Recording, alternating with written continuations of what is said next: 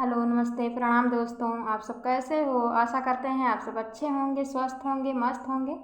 तो हम आप लोगों को एक अवसान माता का गीत सुनाने जा रहे हैं। अगर पसंद आए तो लाइक करें, सब्सक्राइब करें, शेयर करें, कमेंट करें।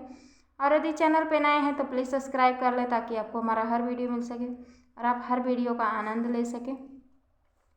कैसे के तोहके मनाई हो अवसान मैया देतीऊ बताई। कैसे के तोहके मनाई हो अवसान मैया देतीऊ बताई।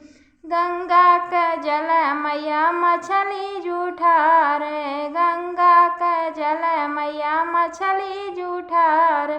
कैसे के कलसा भराई हो अवसान मैया देतीऊ बताई। कैसे के कलसा भराई हो अवसान मैया देतीऊ बताई। कैसे के तोहके मनाई हो अवसान मैया देतीऊ बताई। कैसे के तोहके मनाई हो अवसान मैया देतीऊ बताई।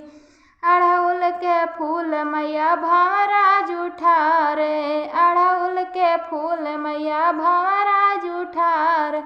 कैसे के गजरा गुहाई हो अवसान मैया देतीऊ बताई। कैसे के गजरा गुहाई हो अवसान मैया देतीऊ बताई।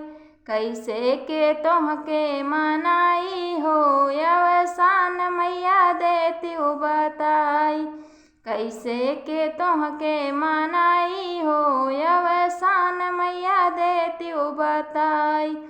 गैया का दूध मैया बछड़ा जूठार, गैया का दूध मैया बछड़ा जूठार। कैसे के पेड़ा चढ़ाई हो अवसान मैया देतीऊ बताई। कैसे के पेड़ा चढ़ाई हो अवसान मैया देतीऊ बताई। कैसे के तोहके मनाई हो अवसान मैया देतीऊ बताई। कैसे के तोहके मनाई हो अवसान मैया देतीऊ बताई। धनवा का बाल मैया सुगना जूठार, धनवा का बाल मैया सुगना जूठार। कैसे के जमना बनाई हो अवसान मैया देतीऊ बताई।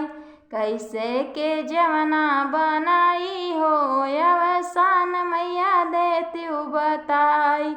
कैसे के तोहके मनाई हो अवसान मैया देतीऊ बताई।